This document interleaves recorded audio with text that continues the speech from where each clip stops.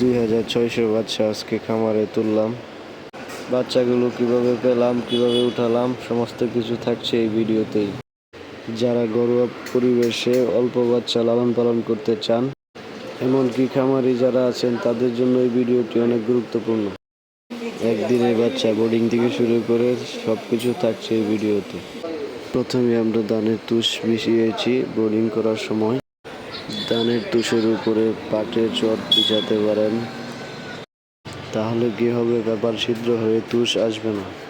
Paper এবং কাগজ খুবই তাড়াতাড়ি পানি শোষণ করতে পারে, এমনকি তাড়াতাড়ি শুকিয়ে যায়, এজন্যই পেপারটা দিবেন। বাচ্চা আমরা পেয়েছি এ গ্রেডের বাচ্চা, আলহামদুলিল্লাহ। এ গ্রেডের বাচ্চা আপনারা কিভাবে চিনবেন? বাচ্চারা ভালো আছে কিনা কিভাবে চিনবেন, সমস্ত কিছুই বলবো এই ভিডিওতে।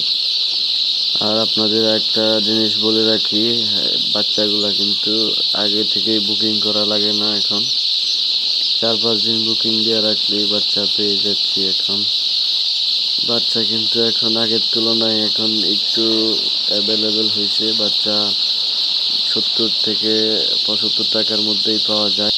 বাচ্চা কোম্পানি থেকে মারাইস ভ্যাকসিন দেওয়া থাকলে 5 থেকে 7 টাকা বেশি নেয়।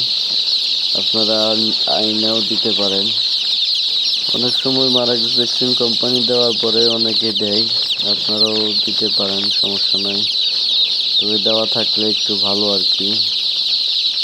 বাচ্চা মূলত পেয়েছে এখানে আপনার 2600 বাচ্চা। এখানে লেয়ার বাচ্চা পালন করতে অবশ্যই তাপমাত্রা নিয়ন্ত্রণ করতে হয়। তো আপনারা এই যে বোর্ডারের বাল্বগুলা দেখবেন কত তাপমাত্রা আছে। এখানে 95 তাপমাত্রা বাচ্চার জন্য প্রথম 1 সপ্তাহ দরকার আর কি। এখন বাচ্চা সুস্থ আছে কিনা সেটা কিভাবে বুঝবেন? উল্টিয়ে যখন ছেড়ে দিবেন তখন দেখবেন বাচ্চাটা সহজে উঠে কিনা। বাচ্চাটা যখন দেখবেন সহজে উঠে বসছে তখনই বুঝবেন এটা এক গ্রেডের বাচ্চা।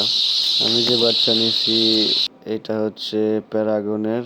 আপনারা প্যারাগন নিতে পারেন বা নারিশ, সিপি,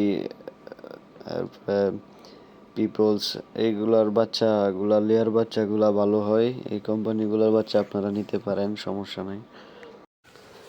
বাচ্চা ছাড়ার আগে লাইসু প্লাস দিয়ে আপনারা পানি দিয়ে দিতে পারেন আগেই। ক্যালসিয়াম, ফসফরাস, জিঙ্ক এবং আয়রন রয়েছে লাইসু প্লাস, যা মুরগির সুস্বাস্থ্যের জন্য অপরিহার্য। চিনির পানি অথবা লেবুর পানিও ব্যবহার করতে পারেন। অবশ্যই ভিডিওটি ভালো লাগলে লাইক কমেন্ট করতে ভুলবেন না। তার উপরে পেপার বিছাতে পারেন।